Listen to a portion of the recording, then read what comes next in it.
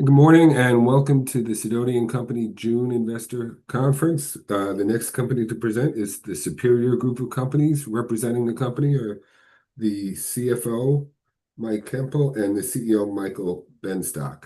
As always, there'll be about 30 minutes for the presentation. We should have time at the end for Q&A, so if you do have a question, you can type it into the Q&A box at the bottom of your screen. And with that out of the way, Mike, it's all yours.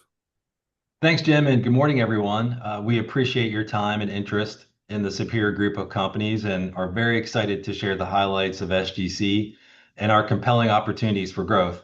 As Jim said, my name is Mike Kemple. I'm the CFO of SGC, and joining me today is Michael Benstock, our CEO. Michael's family started the business over 100 years ago, and Michael has worked in various positions throughout the business for 46 years, including 22 years as our CEO.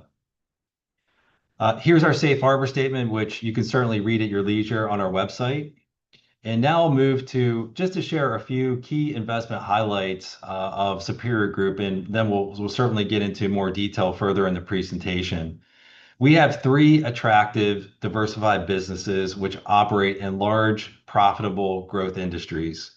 The industries in which we participate are highly fragmented, with ample opportunity for organic growth given our modest share of the market, which is further enabled by our very strong customer retention across all of our segments. All of our segments have a history of growth and profitability, with our contact center business representing our highest margin and fastest growing business. Lastly, we have a solid balance sheet driven by strong operating cash flow. We've consistently paid a dividend since 1977, and we have a share repurchase authorization currently in place. Here's a quick look at our revenue growth over the years by segment as compared to 2024, with revenues of $566 million as compared to $377 million in 2019, which results in an 8% CAGR since 2019. Now I'll turn it over to Michael so we can go deeper into each of our segments. Thanks, Mike. Hello, everybody, and good morning. Thanks for being with us today. We're going to begin with a quick overview for those who are new to the story. Although we've been around 100 plus years, you'll learn as you get to know us that we're extremely entrepreneurial and equally as opportunistic. We've often been referred to as the 100-year-old startup, and it's that mentality that has really fueled us and empowered us to build three profitable businesses within a few different industries, which has resulted, as you'll learn, in SGC becoming a very diversified company. The first segment that we're going to discuss today is our oldest business, our healthcare apparel business. When you think of healthcare apparel, think of the scrubs that are worn by the 12 million healthcare professionals in the US and other healthcare apparel worn by both caregivers and patients. We're one of the largest and oldest providers of healthcare apparel in the United States. First, we have a synopsis of who wears healthcare apparel. In the interest of time, I'm going to skip most of this, but I do encourage you to spend some time with this if you're unfamiliar with these markets. The first part of our offering is what is referred to as institutional apparel. This is what you would see as a patient when you're in a hospital in an acute setting. Scrubs, lab coats, isolation gowns, pajamas, patient gowns. These are the garments that are laundered generally by the hospital's own laundry or more often by a third party, and that third party is our customer usually. The largest component of healthcare apparel, though, is the consumer scrub business. The consumer base for this is made up of doctors, nurses, and other healthcare professionals who buy their scrubs through retailers or the many digital retailers, including us, and wear their scrubs home and launder their uniforms themselves. On the consumer portion of the business, we have two very strong brands, Wink, which is an internally developed brand that makes up the largest piece of our revenue. We complement that brand with an exclusive license from Carhartt, which we all know is one of the world's most iconic apparel and accessory brands. On the institutional side of healthcare apparel, servicing healthcare laundries and distributors, as we mentioned, we have one of the oldest and most well-known brands in the industry, Fashion Seal Healthcare. Fashion Seal was founded over 100 years ago by my great-grandmother. Let's move on a little bit. Let's look at some of the highlights of our healthcare apparel and why we're excited about this segment. An interesting fact is that more than 2 million people wear our healthcare apparel every day. It's clear that although we are one of the top 5 players in the industry, there's just a ton of market share out there still for us to capture. We estimate the TAM of what we address to be over $4 billion and growing, and we look to capture more than our fair share of this growth going forward. One of the things to note, we have all the channels of distribution covered. In other words, our healthcare offering is available via wholesale, including specialty stores, e-tailers, retailers, laundries, and distributors. And more recently, we've taken it a step further to address consumers directly and digitally. Our D2C channel is off to a great start. And lastly, when you look at our impressive client list, you see that we have the privilege of serving a multitude of highly recognized customers. Our sales reach extends to some of the most prominent and influential healthcare organizations across various industries. Among those that we're proud to collaborate with are some of the leaders of the retail sector, as well as esteemed healthcare launderers servicing healthcare providers on a truly formidable scale. Let's jump to our second business segment, which is branded products. This is our largest business segment. This segment is one that provides branded merchandise, also known as promotional products and logoed uniforms, to some of the largest companies in the world. We build for our clients gifts that are used for employee and customer incentive programs, uniform programs, conference giveaways, gifts with purchase, branded retail, revenue producing merchandise, and pretty much any item in the world that you can imagine with a logo on it. Typically, when investors hear about branded products, they immediately think of those little stress balls that are foisted upon them at conferences and that they immediately throw out as soon as they get back to their hotel room. And if there's one thing I want you to take away from this conversation today is we are not the stress ball guys. Our goal in this segment is actually to help our customers solve true business problems like improving employee retention or building deep brand loyalty or improving sales or developing buzz around a product or service launched.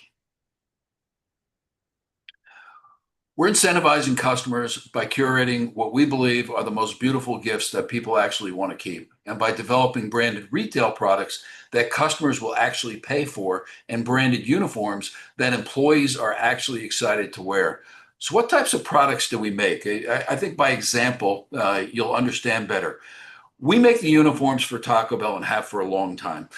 But in addition to that, we built out and merchandise the entire Taco Bell taco shop, in which we sell millions of dollars per year of really fun, iconic items to Taco Bell loyalists, like the Taco Bell onesie or the Taco Bell beach cruiser. For Dunkin', we design and source a number of retail items like their drinkware that are sold in their actual stores with their logo, emblazoned on all the merchandise. For Tesla, we produce their employee uniforms and a ton of really fun items that they use as employee gifts and customer gifts. And believe it or not, Elon Musk is actually involved in those purchases. For large retailers like Walmart and CVS, we make their uniforms for their employees that they wear each and every day. There's a lot of gig economy customers that we've latched onto in our business. We do the new driver kits for Instacart, DoorDash, Uber Eats, and Grubhub. For large tech companies like Microsoft, Amazon, we do millions of dollars of employee incentive giveaways to help them with their employee retention strategies. So let's look a little bit behind the scene what the numbers are in this industry. And most people are surprised to hear that this industry sits at about a $26 billion market. Interesting fact, our industry has 25,000 competitors, both small and large, and is highly fragmented, as you can imagine. We've climbed from obscurity 9 years ago to now being the 8th largest and ranked the 4th best in this business by multiple sources. We produce tens of millions of branded products per year. Another interesting fact that over 5 million Americans go to work every day wearing uniforms made by us, made by HPI, which is part of this segment. So similar to healthcare, we are a top 10 player in industry, but have so much upside potential of the market share to grab. As previously mentioned, our company proudly collaborates with some of the largest and most well-renowned brands across the globe. Our ability to penetrate and thrive in these diverse industries showcase that we have an adaptability and expertise in which no sector goes untouched. It's essential to highlight, we have extraordinary customer retention in all of our companies, including this company. We've fostered long-standing relationships for decades with many of these brands. It clearly signifies that we constantly deliver exceptional results, ensuring that our customers have a true enduring trust in us, and by consistently providing true value by exceeding their expectations. Next up, we'll take a look at our final segment, the contact center segment, and I'll turn it over to Mike to do that. Thank you, Michael.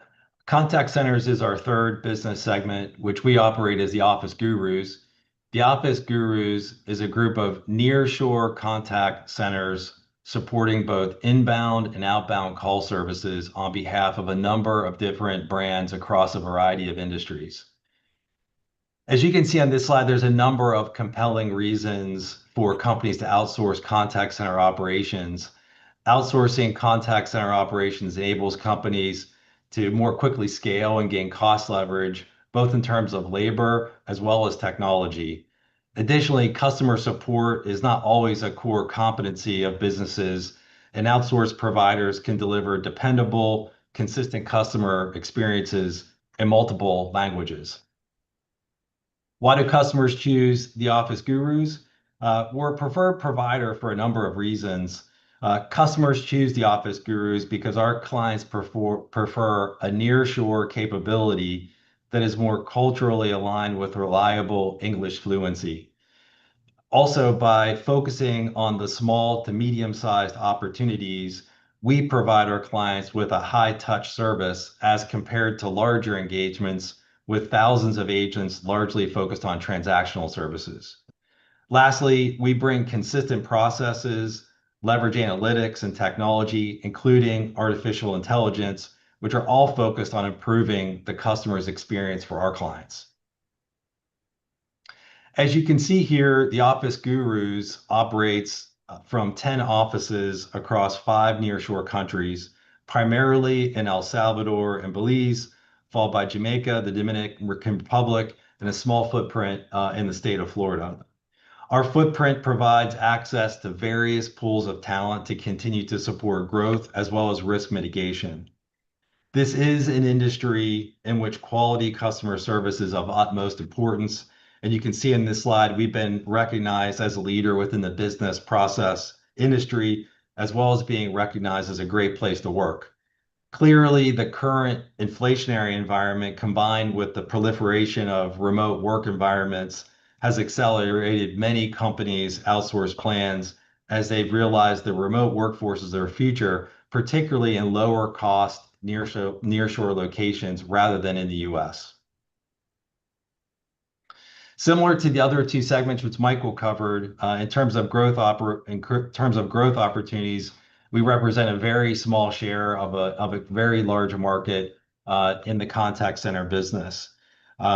Again, we are a leading provider to what we believe is an underserved market represented by small and medium-sized businesses. In fact, we get a lot of our business from customers who are outsourcing for the first time. Our growth is fueled by both new customers as well as seat expansion with existing customers. This is our single fastest growing business with a 5-year sales CAGR of almost 22% and an EBITDA margin of almost 13%. And again, consistent with what you've seen in the previous two segments, we have high customer retention. And in the case of our contact center business, we have net revenue retention exceeding 100%. Again, turning to our customer footprint, as you can see on this slide, our contact center business services a number of brands ranging from established, well-known brands to up-and-coming businesses. And again, our niche is small to medium-sized opportunities that could range from as few as 10 seats initially to over 100 seats. And for that reason, again, our services focus on higher quality conversational services versus large transactional-based services with hundreds of seats that you might find in other industries. With that, I'll shift to a couple of overall financial highlights. Looking at our revenues over an extended period of time, you can see that SGC has grown significantly at an annualized growth rate of 11% and growth across all of our segments. The SGC revenue growth has been really a combination of both organic growth in all of our segments, as well as strategic acquisitions that have taken place in our branded products and healthcare apparel segments. In terms of our financial position, you can see during 2023 and 2024, we made significant progress driving positive free cash flow and reducing both working capital and debt. As a result, our net leverage ratio, as you can see, has decreased by more than 50% since 2022 to 1.7 times our trailing 12-month covenant EBITDA. And the business we operate has significant liquidity between cash and balance sheet and our outstanding revolver capacity. With that financial flexibility, we're focused on really four main priorities from a capital allocation perspective. First, we recognize the importance of the dividend as a return to our shareholders. And for that reason, we've consistently paid a dividend since 1977, and at certain points in time have raised that dividend rate. Secondly, we have taken advantage of opportunistic share repurchases, completed a share repurchase plan that was initiated in 2024, and currently have a repurchase plan active today. Thirdly, we'll continue to make necessary investments, capital investments in the organic growth of our business, typically on an annual basis that ranges to be about 1 to 1.5% of revenues. And then lastly, enabled by our financial position, we also will consider strategic acquisitions. They're highly accretive and complementary to our existing businesses. Lastly, turning to our corporate social responsibility, you can find our latest report on our website, which you can certainly read at your leisure. We believe doing the right thing has always been at the core of who we are, and we will continue to support our employees and communities in which we live and work. So that concludes our presentation. Again, we appreciate your interest, and I'll now turn it over to Jim to take any questions that you might have. Great. Trying to get my camera back. Great. Thank you. So, I kind of call this the season of tariffs. It seems to be the big issue that everybody wants to talk about. Now, I know about a month ago, you adjusted your guidance based on what you knew at the time about the current tariff situations. But, now that we fast forward 3 or 4 weeks, what are you thinking now? Do you think you made the right adjustments? And, what do you see going forward? I'll jump in. Fortunately, our healthcare business really is not impacted by the tariffs. We operate in duty-free and so far tariff-free countries. And so they're not as impacted by the tariffs, but you have to imagine that the countries who are not going to be impacted by the tariffs are going to feel emboldened because everybody's running to them saying, "Will you do work for me?"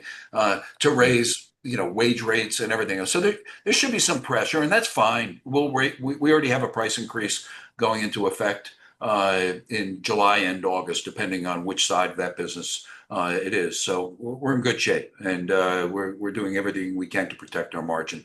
On the branded products business, it's pretty much it's mostly an ad hoc business of taking orders in, and at the time you take it in, you price in the tariffs. We have tariff language in all of our confirmations of purchase orders that we will, in case of a tariff, pass the tariff cost, at least the tariff cost, onto, and any additional logistic costs, by the way, to our buyers. They understand that's a condition of doing business with us.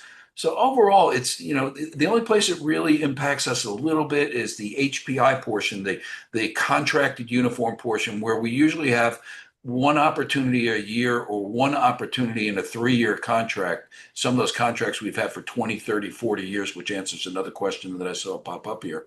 It's very sticky business. We even have some customers who are indexed. If there's a tariff, their prices automatically go up. So we have all kinds of conditions. So it could follow a little bit on that side of the business, but that's 25% of the business.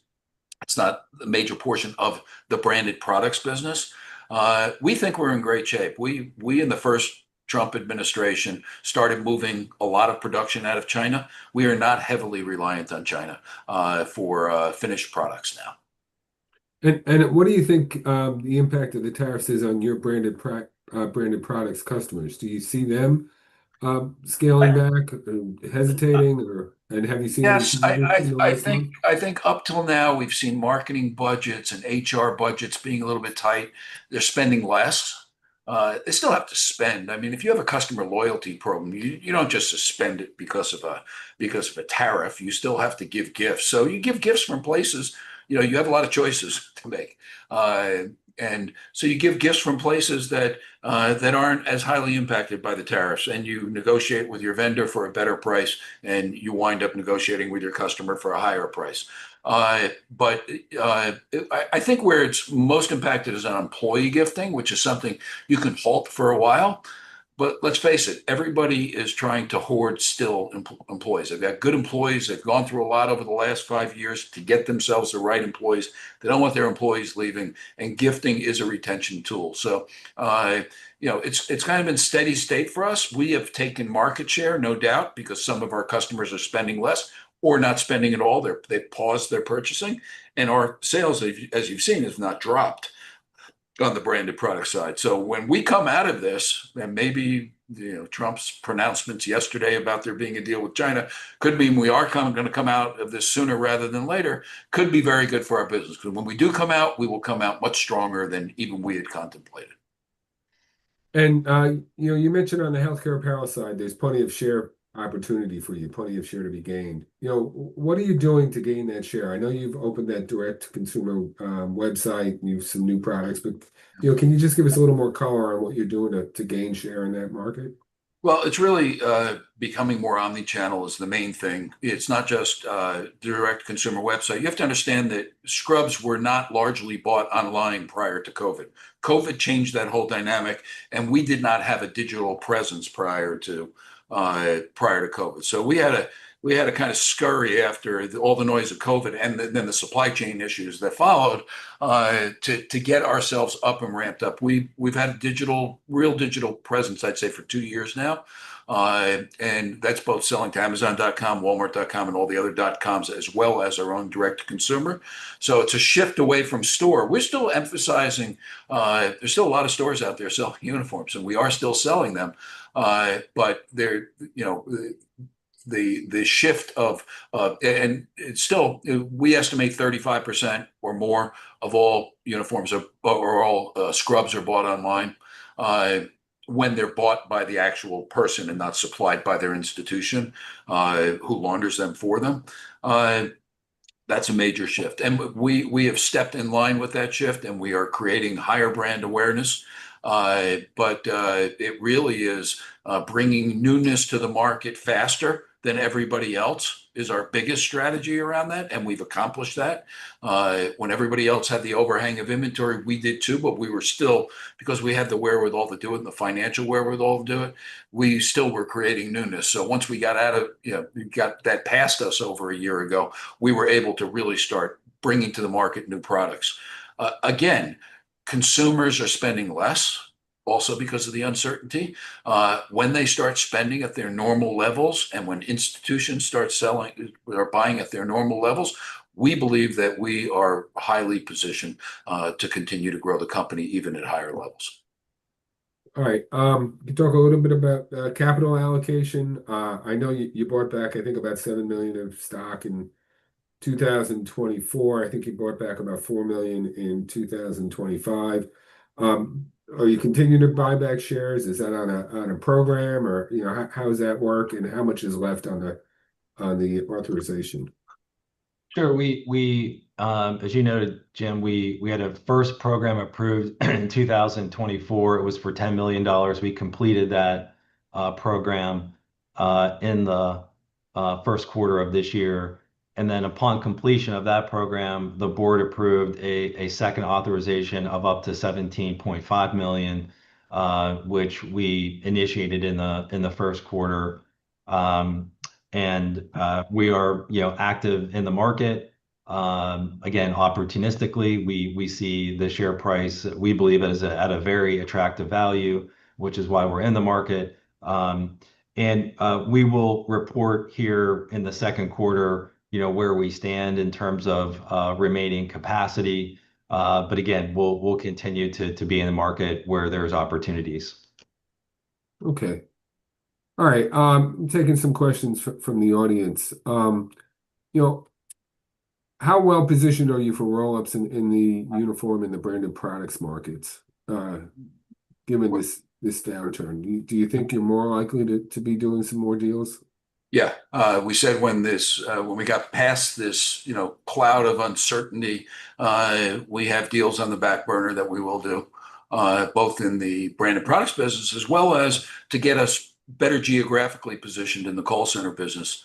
I saw there's a question here, which I'll answer at the same time. We are heavily invested in AI technology. I would say for a company our size in that business, we are more invested than anybody is. And we have invested, I believe, even to a greater degree than some of our very, very large competitors. We believe it's fundamental to our business that it's a selling feature for us right now. We've actually won business because we have better AI technology than a lot of other call center businesses out there. But I did want to just answer that one question. I thought it was a very well thought out question. Yeah, there's another question about CapEx investments. What are you planning in the near term to improve your operating leverage, especially across contact center? Contact center is very little CapEx in our business. I mean, for a new employee, we buy a laptop computer, a mouse, and a keyboard. And if they're in center, we buy them a chair and a desk. And that's pretty well it. And we still have a great percentage of our employees working from home in the countries that allow them to work from home. So we have a lot of capacity without having to add any CapEx, particularly in that business. In our other businesses, we made in the last few years some very big investments in robotic technology in our distribution centers.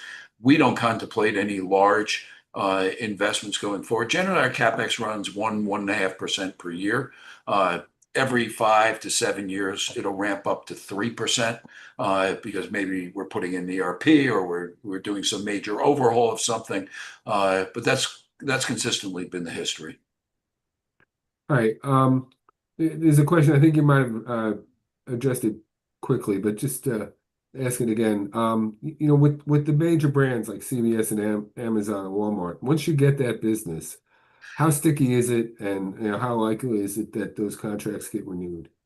Walmart, we've had for 47 years. I know that at least 47 because I've been here 47 years, and we've had it since day one when Sam Walton used to come to our factory in Arkansas. And we're still Arkansas distribution center. And so that's how sticky that business is. CVS, I don't know the exact date. It's close to 30 years we've been doing business with CVS for both their front of the house uniforms, their clerical uniforms, as well as their pharmacy uniforms. And Amazon, we do both promotions for Amazon and some uniforms. That is generally a contract that comes up every 3 years on one side and every 5 years on the other. Generally, our contracts are 3-year contracts. The companies that we deal with tend not to want to change companies. They might go out and do a price check every 3 years. Most don't. Usually they wait till 5 years. They let the contracts have evergreen clauses, so they go on for 4 or 5 years, and then they wake up and it's we ought to do a price check. And generally we're in line with the prices. And even if we're a little bit higher, there's a cost of change, which is why that business is so sticky. Our retention rates are phenomenal, and it's actually in our investor deck on our website if you want to look at that. Okay, I think we have time for one more. I just wanted to highlight the dividend. I think at today's stock price, dividend's up around 5-6%. I think you recently increased it at the end of 2024. What's your plans for that? Do you think you'll continue to move that up as time goes on? And do you continue to expect to pay a dividend? Yeah, actually, our dividend rate's been, I think, Jim, our last increase was, I think, actually maybe a couple of years ago. We've been at a 56-cent dividend rate for on an annual basis. And we of course have active discussions with the board on a quarterly basis about the dividend.